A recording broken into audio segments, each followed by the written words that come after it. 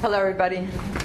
As you just noted, when I start the class, I start the computer and then the microphone. So this is Juvenile Law day class, and there's also an online class. So, I mean, we're small enough that I'm sure, unless you have a really soft voice, that most of you should be able to project so the online students can hear. So let me do this. I have the roster, and I want to go around the room and tell me who you are and what interest, if any, do you have in juvenile law. I'll start with you over here to my right. Hi. Hi. I just saw you. I just saw you too. I'm Jennifer. Jennifer, okay. I'm second year, second semester. Mm-hmm. I don't know. In undergrad, I did a lot of juvenile stuff. Where did you go undergrad? Sacred Heart University in Connecticut. Yeah. Mm-hmm. I also interned at the probate court in Woburn. Oh, you did? Yeah. Mm-hmm. Woman Mass. Yeah. Okay. And there was a lot of, I don't know, kids coming in for whatever it was, drugs, all that other Hi, stuff. Amanda. Not juvenile court, probate family court. Yeah. I mean, okay. It 'Cause was there's interesting. some crossover, and obviously we'll be talking about that. It was interesting, so I figured I would take this class. Okay. All right. Hi, I see you again too.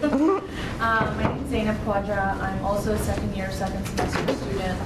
I have no experience or knowledge about juvenile law. That's under the case. Okay, thank you. Hi, Jonathan Etes, second year, second semester. Undergrad I did criminal justice, and initially I thought I was interested in juvenile law. I actually worked a little bit with Judge Newman in Lawrence. Yep. It's like big on restorative justice. Yes. So I mean that was okay, but I don't know if that's for me, the restorative justice route. When you worked with them, you mean undergrad? Not from here? In undergrad. Okay. I went to UMass Lowell. Okay. And one of my sociology professors, I was a minor in Soc, kind of, she knew him, and then, I got to talking to him. But yeah, I don't know. I'm still kind of like playing with that idea. Criminal law definitely interests me. So. Okay, thank you. My name's Joseph Glover. I'm a second year, second semester student as well. Joe, spell your last name. You might not be on the roster, right? Joseph Carnivale Glover. I just added the course a couple days ago. Okay. My schedule flipped around a little bit. Carnivale. Yes, I was supposed to be in your writing class, but I... Okay. So, And then Carnivale / Glover. Okay. Yeah. Thank you. And second year, second semester as well. Okay. I don't have any experience in the field, so I'm looking forward to it. Okay. Thank you. Hi, I'm Mike Eastman. I'm a second year, first semester. I'm interested in family and criminal law and thought that this would be a good course to take. That Okay. it would probably be related. So. Thank you. I'm John Tarashuk, second year, first semester. I'm just here to get the credits and learn about juvenile law. Cool. Thank you. Stephanie Tompkins, second year full-time. I'm a clinical social worker, so I'm very interested in juvenile law. Where is that, Stephanie? Is that in Connecticut, right? I still work there, but I do a lot of cases in the court as a social worker, so I'm interested in learning more. Do you testify? Yeah. Yeah. I'm called on often. Yeah. Laura Lowry, second year, second semester. This past September, I took guardianship of my 14-year-old nephew, and that's when I opened my eyes a bit to like the rights of the child. Okay. Thank you. Hi, I'm Nicole Grimes. I'm second year, second semester. I'm very interested in juvenile law. It's where I want to end up.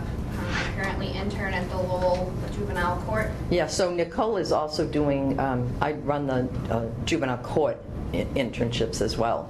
So I place Nicole with actually an alum from a long time ago, great friend and colleague, Anna Elliott. And she will periodically, I'll be calling on you to, tell us about your cases and whatnot. Okay? Sure. Thanks, Nicole. Hi everybody, I'm Amanda, second year, second semester. Last semester I took collaborative alternative justice, and that made me really interested in juvenile law with restorative justice and therapeutic jurisprudence. Okay, thanks, Amanda. My name is Colleen Gallagher. I'm usually in the online class. I'm just coming today. Oh, okay. And I'll keep you on that online roster, correct? Yeah, Okay. I'll Okay. be online. My undergrad was in English, but I took some human development courses that got me interested in child development, and eventually went on to get my master's in education at Lesley to become a licensed teacher. So I taught 5th and 6th grade in Cambridge and 2nd grade in Malden. But I'm particularly interested because I have 3 children. I'm interested very much in the absent father concept and how that affects children. Try to get them more involved in raising their children. Okay, thank you. Hi, my name is James Carney. I'm a 25-year veteran of law enforcement, retired.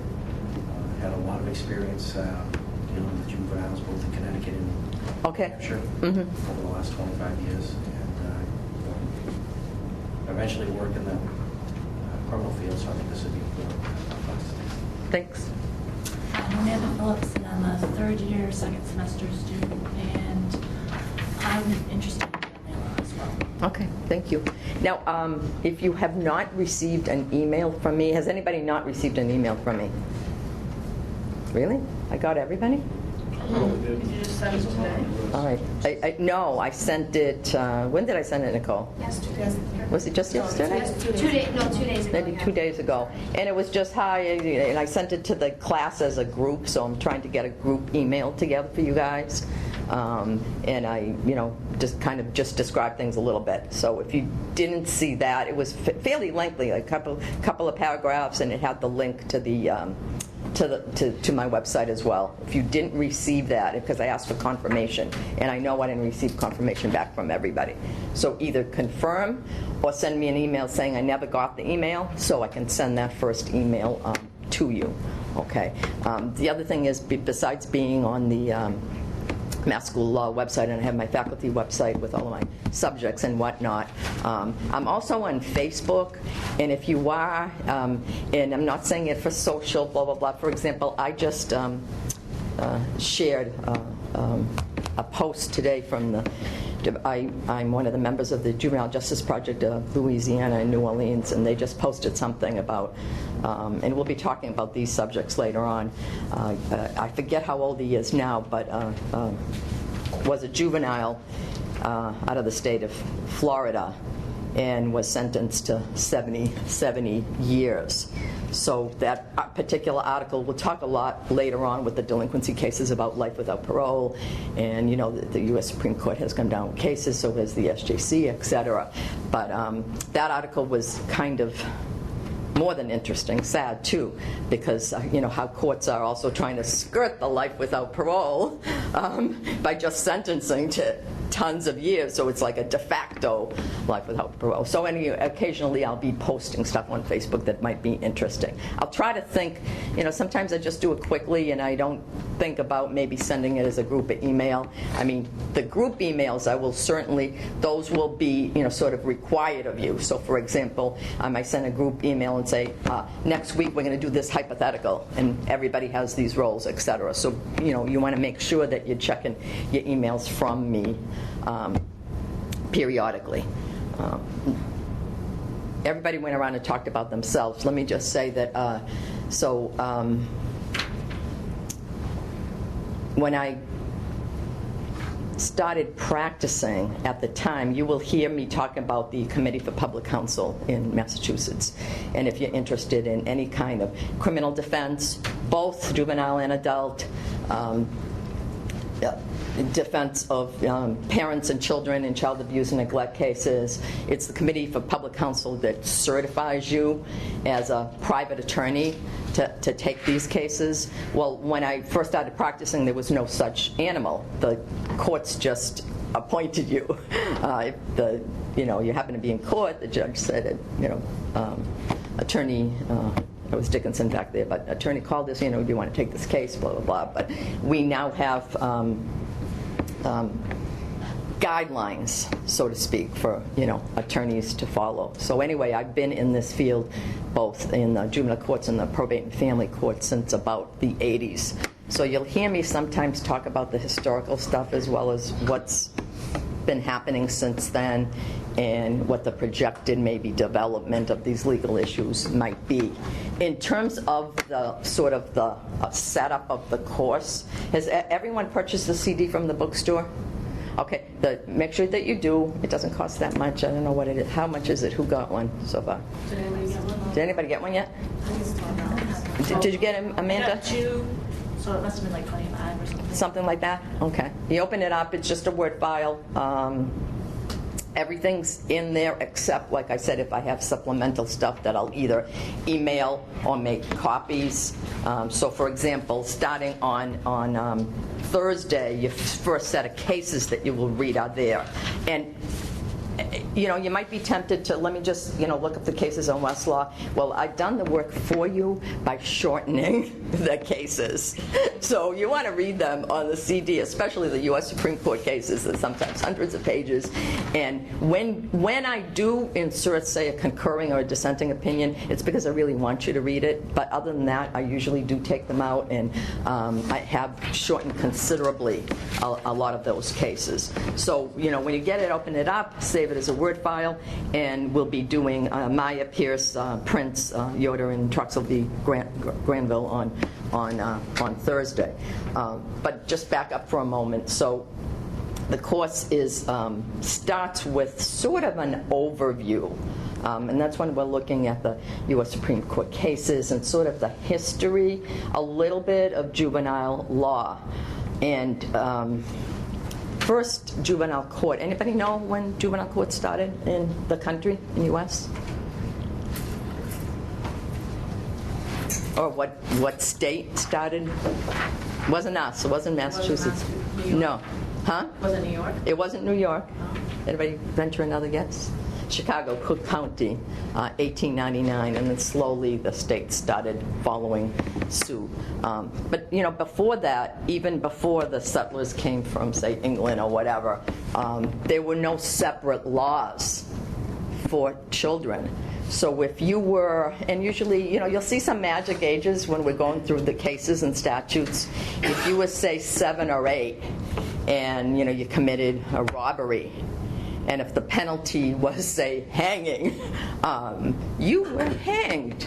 So there were no separate, like I said, for, thinking of, well, this person is a child, should we treat him or her, differently? England started this thing called the Chancery Courts where, and then the states sort of started following. There was a movement called the Child Savers where you might know about it, Stephanie, where it was sort of the social reform movement. Let's sort of like protect children from abuse within the home, for example. And this child-saving movement, ultimately resulted in the first juvenile court and the notion that,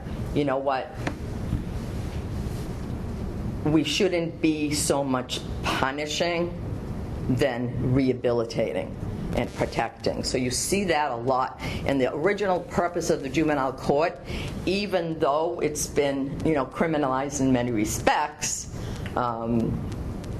is still there. The original purpose is to protect, treat children differently, and we'll be going through a lot, sort of the conflict between that and then procedural rights that make the proceedings in juvenile court perhaps more adversarial than when it first started. So when I did begin to practice, children's lawyers were, they hadn't really been, as I said, educated or even been around for a long time. And Massachusetts was actually one of the first states that, by statute, appoints lawyers for children in child custody and abuse and neglect and delinquency proceedings, etc. So when you look at the syllabus, Part 1 talks about the child, the family, and the state. And you want to think of it always as sort of like 3 sides. So you have the family, whether it's the parents or, grandparents or whatever the family consists of, versus, and the family sort of, saying, we know, this kid is ours. We know what is right for this child. Then you have the state that has this sort of legal, this duty to protect a child or children that are also the citizens, of that state. So the early cases were more about state versus family because the children didn't have a voice. They didn't have lawyers. And that starts to emerge in what we usually call the constitutional era.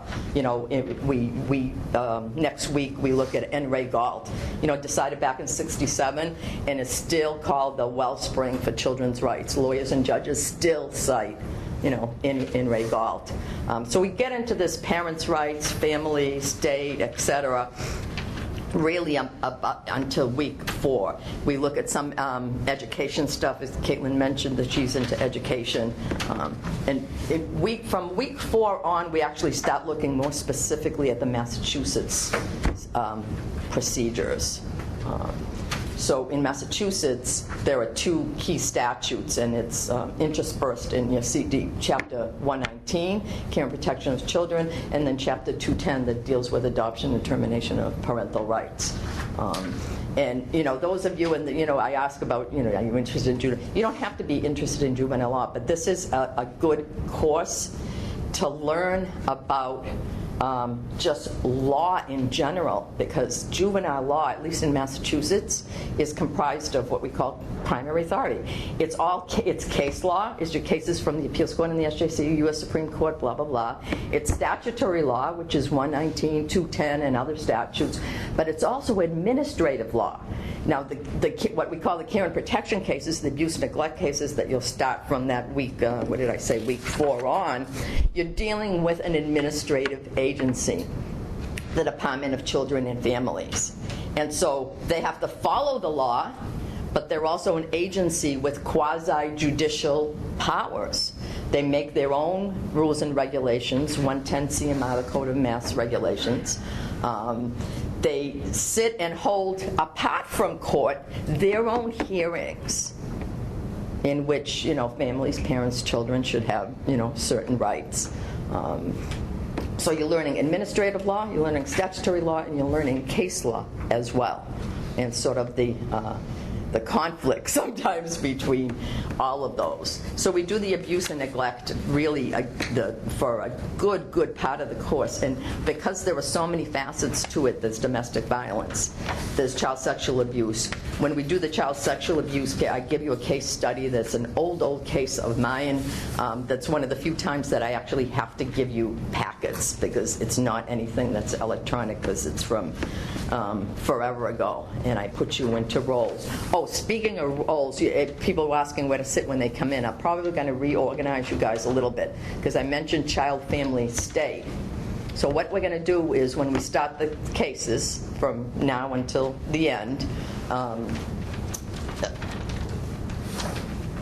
one side, and I haven't decided how I'm going to do it, I change it all the time. One side, say to my right, might be represent the child, to my left might be the parent, in front of me might be the state.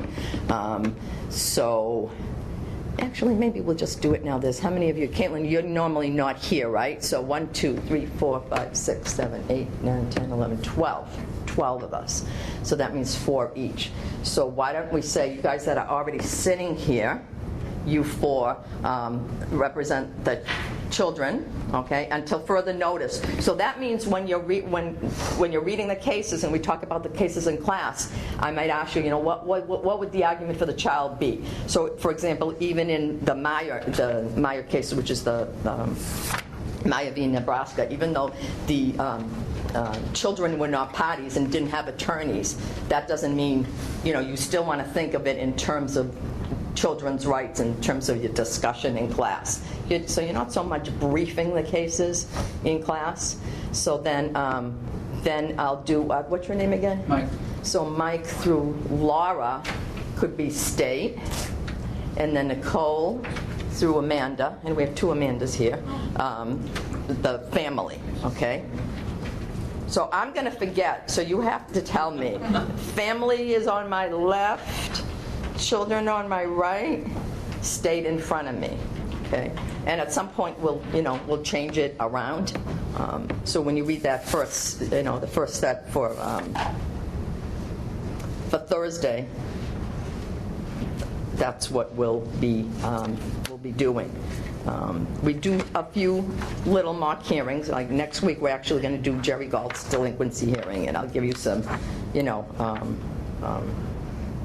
instructions when we come to that point. I was talking about abusive neglect before and the various types. Domestic, sexual abuse. What we call medical neglect is also a big issue and always has been, where you have, parents who, for all other respects, are just great parents. But the state wants to step in to protect the child, say from, needs a blood transfusion, for example, needs chemo, and the parents, so we get into that a little bit. Then around, after spring break actually, we start getting into the termination of parental rights. Let me just say that, we'll talk about this in much more detail. By the way, because that clock doesn't work, okay, it's 1:23. Remind me if I run over. I didn't anticipate that we would have a full class today, but I'm rattling off a bunch of stuff, which is what I usually do. The abuse and neglect cases in Massachusetts are called care and protection cases, and it's the Chapter 119 that we'll look at. Well, in the old days, you went to juvenile court mainly, sometimes probate and family court. Sometimes the department would file there, but for the most part, they'd file in juvenile court. But the most that parents could lose in juvenile court as a result of a care and protection case at that time was just custody. And it could be permanent custody, but that meant they could still be coming back for review, redetermination of their needs, where the child was in foster care. I've gotten my act together, I want the kid back. They still had visitation rights, etc.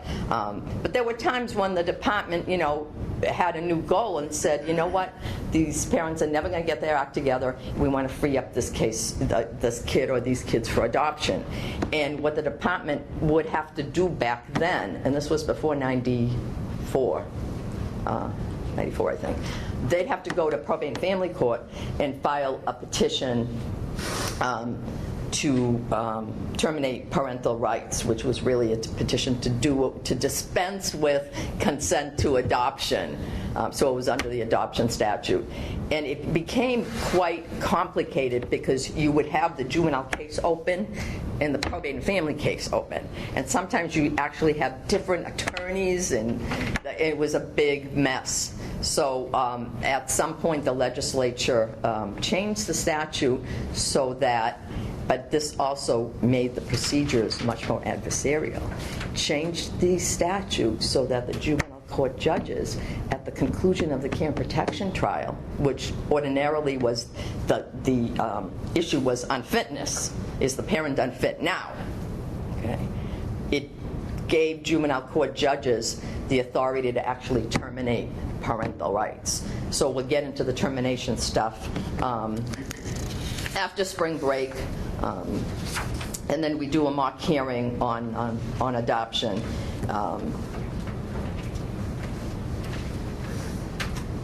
We also get into, so those are the cases where parents, through neglect, through doing nothing or doing something, may have hurt the children in emotional, physical, etc., other ways, where the state has this, duty to step in.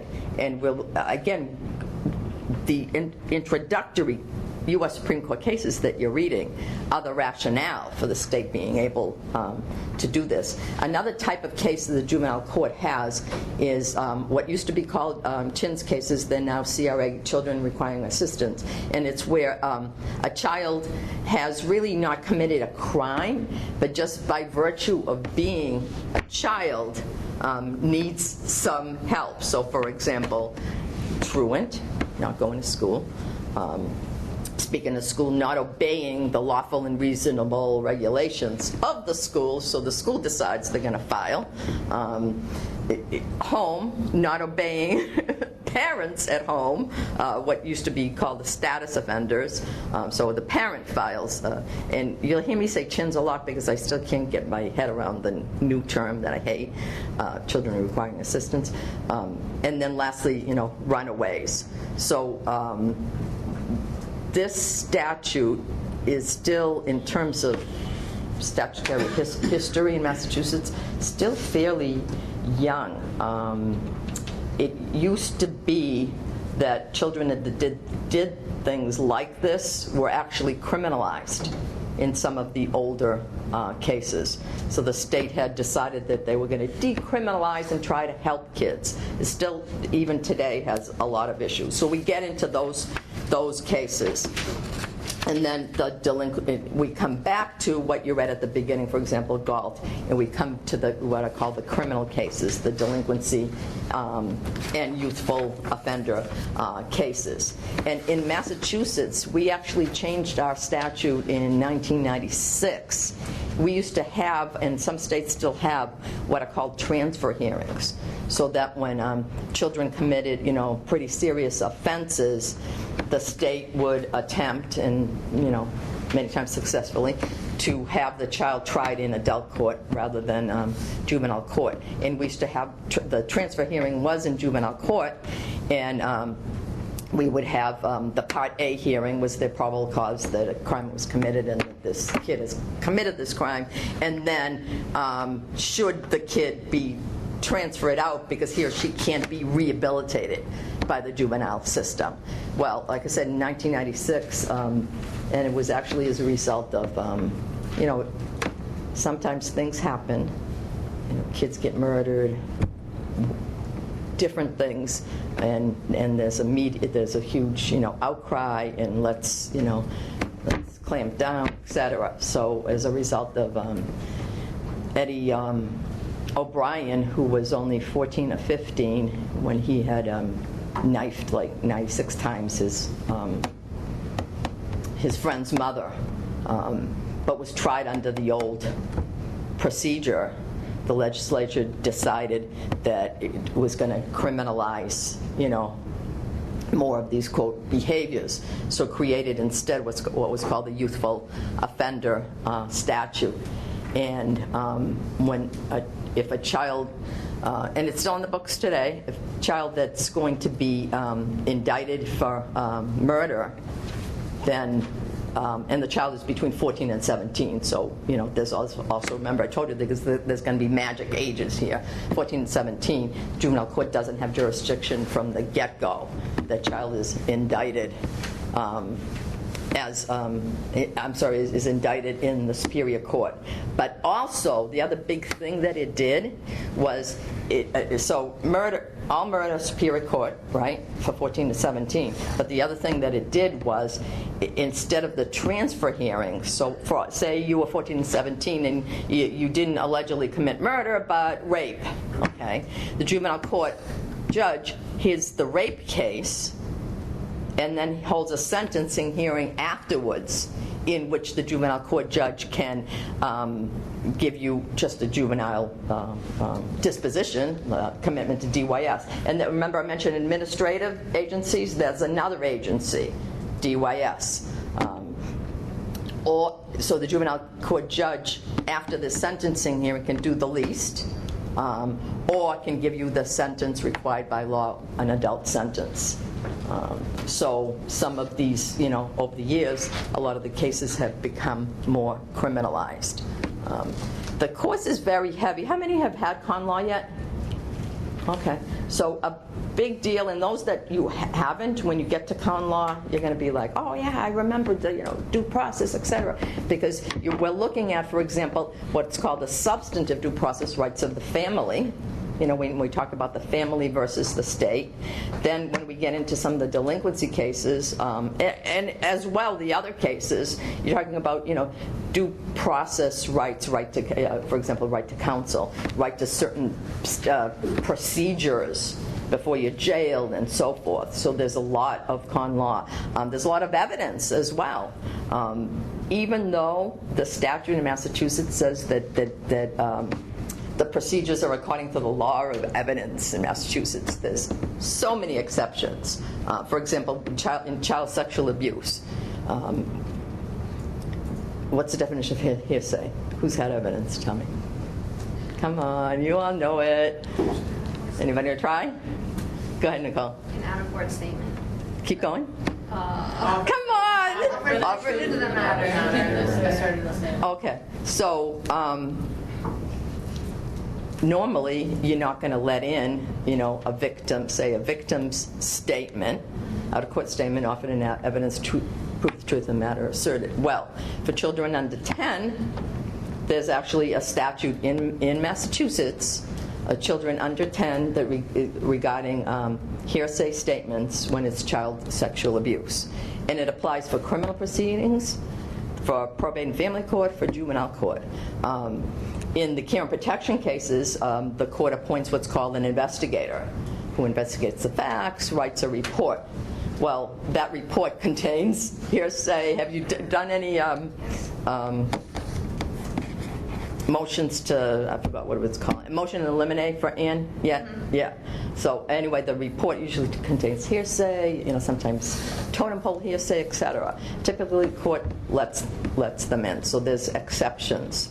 And it comes back to, again, the notion on the original philosophy of the juvenile court that these proceedings, since they're about helping families, and by the way, DCF's goal is to preserve family life, strengthen and encourage family life, offer services, etc. So originally, when these cases first started, it was more about sort of working together, the agency working together to help. And it's supposed to still be like that, but because of many things, it has become, adversarial. So kind of in a nutshell, and I probably have not even, I just sort of touched the iceberg here.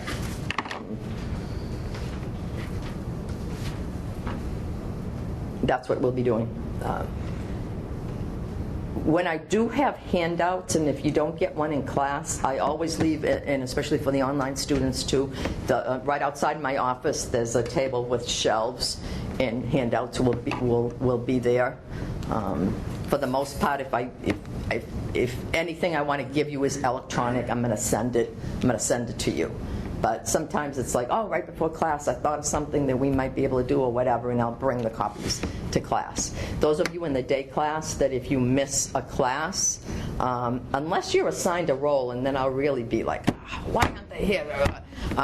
If you miss the class, you can just listen to the audio, and that way you know what happened that day for the next class and whatnot. I will be scheduling, usually we go on Mondays to the juvenile court for observation, and it's usually about 2 students at a time, so I'll start the schedule of that pretty soon and start emailing you guys. And I know I've gotten some emails from some of you about which days are good, and we go right through May, so and you only need to go once. Any questions at all? Really? 35. I thought I'd be going till 2 at the rate I was going at the beginning. Yeah. Okay. What are usually the hours for the Monday observation? Yeah, so the court,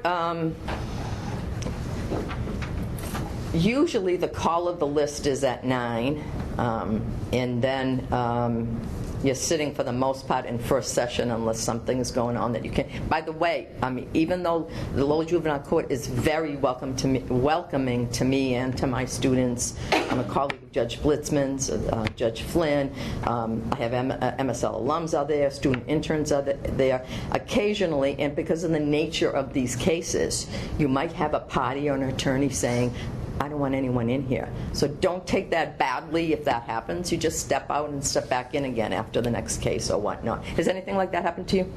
I go in with Anna, so I have access to everything. Okay. But there have been times where people have come in to observe and they've kicked them out of the court. Yeah. So, but anyway, to answer your question, so you're sitting, there might be a break in between, but the lunch break is 1 to 2. So really, what I try to do is have you guys, sit in one of the sessions, and then, meet me for lunch, and then we can talk about what you've seen that day, and then when you come to class the next time, if there's anything you want to tell, well, you wouldn't come to class unless you want to, because you're online. So basically your requirements up from like 9 till 2 o'clock. You don't need to stay. Although some students have gotten really interested when there's going to be a 2 o'clock call back for a specific case, or if they were middle, and they sometimes go back till 4 o'clock. But you don't have to. Okay. Yeah, Laura? Oh, I thought you had your hand up. There's only an exam that you take with the online class. So it's at 6 o'clock rather than 1 o'clock. So remember when the exam period comes around, oh, I missed my exam, I can't find anyone. Well, you all take it together at 1 o'clock. The online people do essays. You know, you can do them on your own if you want, just for practice as you're, studying or putting together an outline for the class or whatnot. And that's about it. So get your CD, read those cases for Thursday. There's tons of online stuff, so I try not to have too much. And every year I try to whittle down the CD so it's not 1,000 pages. I think it's only maybe 700 or so. Yes, Jennifer, right? Yes. Okay. I just want to remind you that Jonathan and I won't be here on Thursday. Okay, yeah, so you guys, again, so listen to the class. Okay. And then, because, and what I'll be doing actually, because next week, on Thursday, we're doing an exercise that so you're going to read in Ray Galt for Tuesday, but we're going to do an in-class exercise where I'll actually assign roles. So that I'll probably send electronically to everybody ahead of time, okay? So look for that by the latest, Tuesday, okay? Oh, tell the class why you're not going to be here. They need to know. We're going to LT for competition. So you will let us know, right? How you're doing. So it's how many days? And when you went... Wednesday through Sunday. What day? Wednesdays. But you don't start till Thursday, right? Right. So when do you know if you've advanced? Well, it goes by quarters. So Friday we'll know if we advance to the last round. Yeah, and then after the last round... We go to nationals. And nationals is where? Milwaukee. In Milwaukee? Yeah. In what, like March or something, right? I think so. No, I think it's in March. Okay. All right. I'll see you all on Thursday then. Nice one. Thank you.